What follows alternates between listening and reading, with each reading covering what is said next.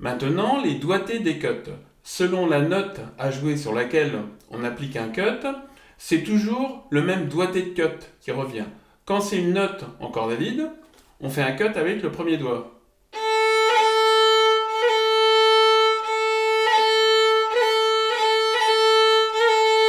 Donc là, on peut, comme on l'a vu précédemment, la note, c'est plutôt un si, premier doigt, mais ça peut être un si bémol, on va pas entendre vraiment la différence, hein.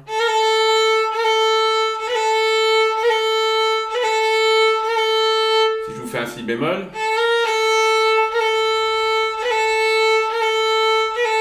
vous voyez, c'est vraiment l'effet sonore et rythmique qui compte. Ensuite, comme on a vu précédemment, quand c'est une note jouée avec le premier doigt,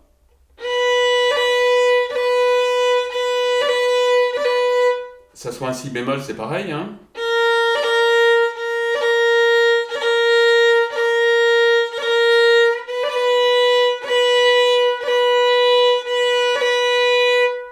Ensuite, quand c'est une note jouée avec le deuxième doigt, là c'est le troisième doigt.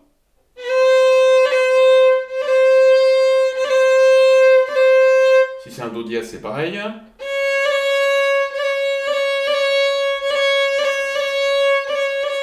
Vous pouvez faire comme ça pour travailler votre cut, plusieurs à la suite, hein. À la limite, on n'est pas très loin du tri en classique, hein.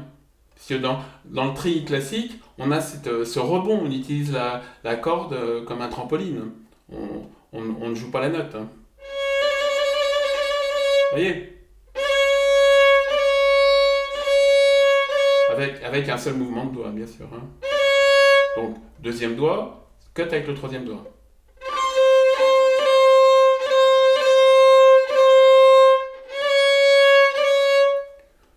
Quand c'est une note jouée avec le troisième doigt, donc c'est un cut avec le quatrième doigt.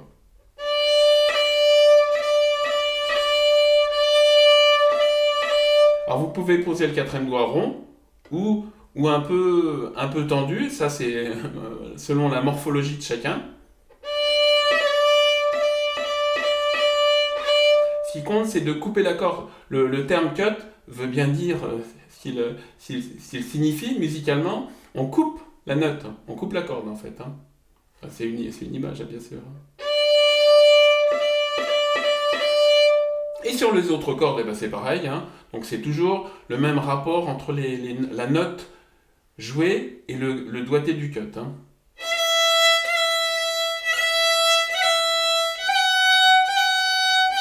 Vous voyez, je le fais avec le deuxième doigt, ça passe, hein. Je peux faire un sol naturel, un sol dièse ou un la, ça passe pareil, hein, puisque c'est un effet surtout sonore et principalement rythmique. Donc là, sur une note jouée avec le premier doigt, le troisième doigt est quand même mieux, il a plus d'énergie, il est souvent libre, et c'est un doigt qui est mécaniquement plus efficace, hein.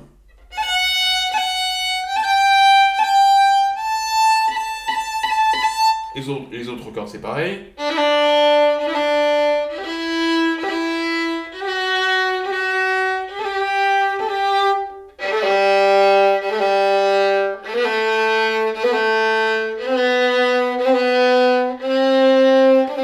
Donc faites-vous des gammes, hein.